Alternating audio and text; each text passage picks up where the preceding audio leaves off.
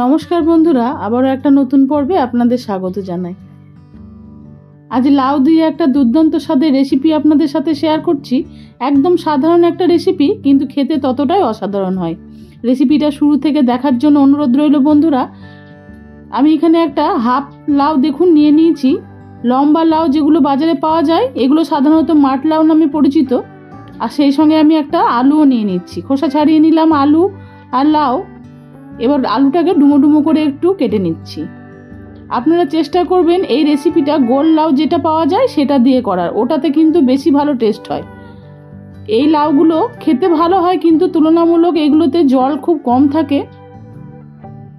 গোল লাউ যেটা পাওয়া যায় সেটাতে জলের পরিমাণটা একটু বেশি থাকে বলে লাউটা খেতে ভালো লাগে। আমি দেখুন লাউগুলো থেকে মোটা দানা যেগুলো সেগুলোকে একটু বের করে দিচ্ছি। যেগুলো একদম খুব ছোট দানা সেগুলো বের না করলেও হবে। এবার এগুলোকেও আমি ডুমো ডুমো করে কেটে নিচ্ছি।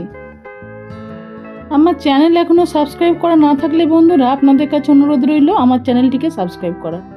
যারা আমার নতুন বন্ধু হয়েছেন তাদের জন্য রইল অনেক ভালোবাসা, অনেক ধন্যবাদ।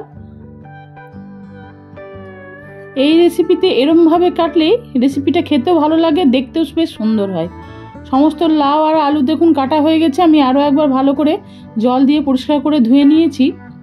এবার এই রেসিপিতে লাগবে ছোলার ডাল। আমি এখানে ছোলার ডাল আগে থেকে ভিজিয়ে রেখেছিলাম, হাফ কাপ ছোলার ডাল। এটা বাটার আগে মশলাটা বেটে নিচ্ছি। এখানে একটা পেঁয়াজ, 1 ইঞ্চি আদা, 7 কোয়া রসুন আর একটা কাঁচা লঙ্কা নিয়েছি। প্রথমে মশলাটাকে বেটে নিই। দিয়ে দিচ্ছি 1 চামচ মতো রাঁধুনি আর 1 চামচ জিরে। আপনারা চাইলে একটু শুকনো লঙ্কাও এর মধ্যে দিতে পারেন। দেখুন মশলাটা বাটা হয়ে গেছে। আমি প্রায় 3 ভাগ মশলা বাটিতে তুলে নিচ্ছি, 1 ভাগ কিন্তু মিক্সির বাটিতেই লেগে থাকবে। আর ওই মশলা বাটার মধ্যেই আমি ডালটা দিয়ে একসঙ্গে বেটে নেব। তাহলে আলাদা করে মশলা মেশানোর আর দরকার নেই। এবার সব ডালটাই আমি একই সাথে দিয়ে দিচ্ছি, জল ছাড়াই ডালটাকে বেটে নেব। একদম একটু শুকনো শুকনো করেই ডালটাকে বেটেছি দেখুন। আর যেহেতু মশলা দেওয়া ছিল বলে আর মশলা দেওয়ার কোনো প্রয়োজন নেই। পরিমাণ মতো লবণ আর হলুদ দিয়ে দিচ্ছি। সামান্য একটু কালো জিরে দিলাম, আর হাফ চামচের থেকেও কম দিলাম একটু লঙ্কা গুঁড়ো। হাফ চামচ দিলাম চিনি। ভালো করে ডালটাকে এবার ফেটে নিতে হবে। একদম এমনভাবে ফাটতে হবে যেন বড়াগুলো খেতে খুব নরম হয়। বেশ 5-7 মিনিট ধরে আমি ডালটাকে ফেটে নিয়েছি। আর এই রেসিপিতে একটা টমেটো লাগবে, টমেটোটাকেও আমি কেটে নিয়েছি। গ্যাস ওভেনে কড়াই বসিয়ে দিয়ে পরিমাণ মতো সাদা তেল দিয়ে দিলাম। বড়া ভাজার জন্য প্রথমে ছোট ছোট করে বড়াগুলোকে ভেজে নিতে হবে। একবারে হবে না বন্ধুরা, আমি 2-3 সমস্ত বড়াগুলোকে ভেজে নেব।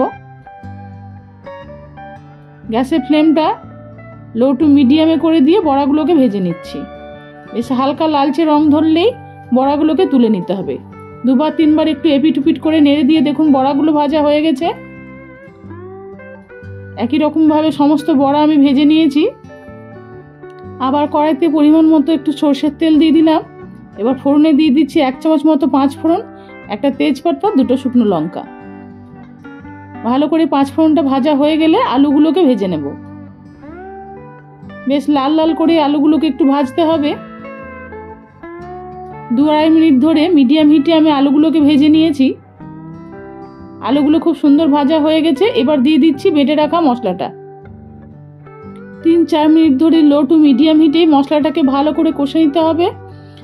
টমেটোটা দিয়ে দিয়েছি। এবার বাকি গুঁড়ো মশলাগুলো দিয়ে দিচ্ছি পরিমাণ মতো হলুদ, আর হাফ চামচ দিলাম লঙ্কা গুঁড়ো। কাশ্মীরি লঙ্কা গুঁড়ো ব্যবহার করেছি, আপনারা ঝাল লঙ্কা গুঁড়ো দিতে পারেন। আর পরিমাণ মতো দিয়ে দিচ্ছি লবণ। সামান্য একটু জল দিয়ে ভালো করে আলুটাকে এবার কষে নিতে হবে। গ্যাসের ফ্লেম মিডিয়ামে রেখেছি। 3-4 মিনিট আলুটাকে কষানো হয়ে গেছে। এবার কেটে রাখা লাউগুলোকে দিয়ে আরও কিছুক্ষণ একটু কষে নিতে হবে।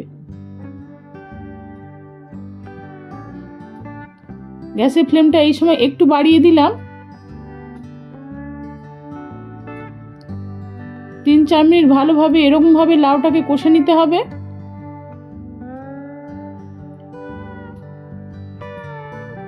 আমি আরও 2 মিনিটের জন্য একটু ঢাকা দিয়ে গ্যাসের ফ্লেমটাকে একটু কমিয়ে দিয়েছি। তারপরে দেখুন 2 মিনিট পরে ফিরে আসছি। খুব ভালোভাবে লাউটা কষানো হয়ে গেছে। তবে লাউ থেকে দেখুন জলের পরিমাণ কিন্তু ততটা বের হয়নি। গোল লাউগুলো হলে কিন্তু খুব পরিমাণ জল বেরোয় এবং তাতে লাউটা সেদ্ধ হয়ে যায় এবং খেতে টেস্টি হয়। সেই জন্য রান্নার মধ্যে বা দিয়ে দিচ্ছি পরিমাণ মতো জল। আমি প্রায় 2-3 বাটি জল এখানে ব্যবহার করেছি বন্ধুরা।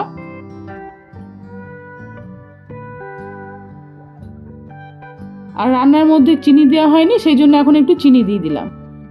আর এই লাউয়ের রেসিপিতে একটু চিনি দিলে খেতে ভালো লাগে। দেখুন লাউটা ফুটতে শুরু করেছে। আমার মনে হলো জলটা একটু কম হয়েছে বলে আমি আরও 1 বাটি জল দিয়ে দিলাম। এরপর এটাকে ঢাকা দিয়ে লো টু মিডিয়াম হিটে আমি ভালো করে রান্না করে নেব প্রায় 7 থেকে 8 মিনিট। 7-8 মিনিট পরে ফিরে আসছি বন্ধুরা। দেখুন লাউ আর আলু খুব ভালোভাবে সেদ্ধ হয়ে গেছে। এই সময় আমি ভেজে রাখা বড়াগুলোকে এবার দিয়ে দিচ্ছি। বড়াগুলো দিয়ে একটু নেড়ে দিয়ে আরও 2 মিনিটের জন্য আমি ঢাকা দিয়ে এটাকে রান্না করে নেব, যাতে বড়ার মধ্যে সমস্ত ঝোল মশলা এগুলো চলে যায়। ফিরে আসছি 2 মিনিট পরে। রেসিপি সম্পূর্ণ তৈরি বন্ধুরা। নামানোর আগে আমি এখানে দিয়ে দিচ্ছি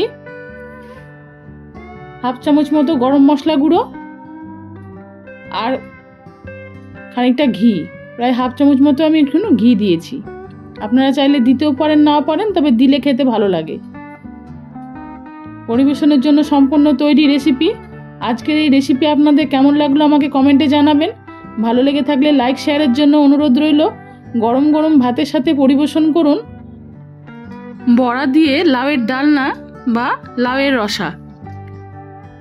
আমি একটা বড়া আপনাদের ভেঙে দেখাচ্ছি, দেখুন বন্ধুরা কতটা নরম হয়েছে। এরকম নরম তুলতুলে বড়া আর লাউয়ের রসা আপনারা গরম ভাত দিয়ে খান, ভীষণ ভালো লাগবে খেতে। আজ আসি বন্ধুরা, অন্যদিন অন্য কোনো নতুন রেসিপি নিয়ে খুব শীঘ্রই আপনাদের কাছে ফিরে আসবো। সবাই ভালো থাকুন, সুস্থ থাকুন, নমস্কার।